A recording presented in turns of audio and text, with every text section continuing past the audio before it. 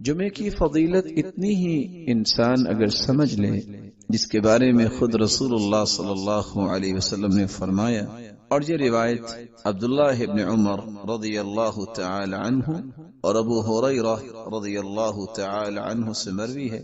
یہ صحیح مسلم کی 865 نمبر روایت ہے۔ لَيَنْتَهِيَنَّ أَقْوَامٌ عَنْ وَدْعِهِمُ الْجُمُعَاتِ، لوگ جمعہ چھوڑنے کے جرم کو چھوڑ دیں۔ او لَيَخْتِمَنَّ اللَّهُ عَلَى قُلُوبِهِمْ، وگرنہ اللہ تعالیٰ ان کے دلوں پر مہر لگا دیں گے۔ ثُمَّ لَيَكُونُنَّ مِنَ الْغَافِلِينَ، پھر ان کی زندگی غافلوں کی زندگی ہو جائے گی۔ اور ایک دوسری روایت کے الفاظ یہ ہیں، من ترک 3 جمع متہاونا، جو شخص 3 جمعے سستی کرتا ہوا چھوڑ دیتا ہے، طبع اللہ علی قلبی، اللہ تعالی اس کے دل پر مہر لگا دیتے ہیں۔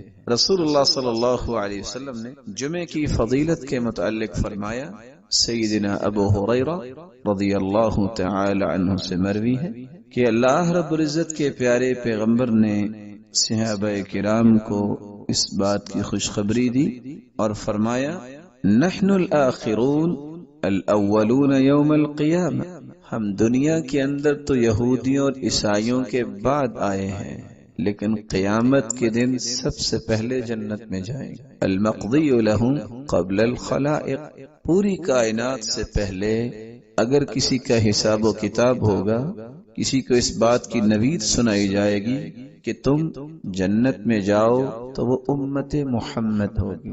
صحیح مسلم کی 856 نمبر روایت اور صحیح بخاری کی 876 نمبر روایت میں رسول اللہ صلی اللہ علیہ وسلم کا فرمان ہے، اضل اللہ عن الجمعۃ من کان قبلنا، ہم سے پہلے یہودی تھے، عیسائی تھے، لیکن وہ گمراہ ہو گئے جمعے کے متعلق۔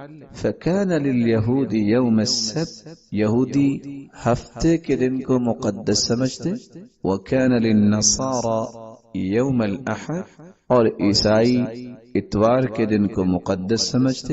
فجاء اللہ بنا، پھر اللہ تعالیٰ نے ہمیں نعمت سے نوازا، فہدانا اللہ لیوم الجمعہ، اللہ نے ہمیں جمعے کی نعمت سے نوازا۔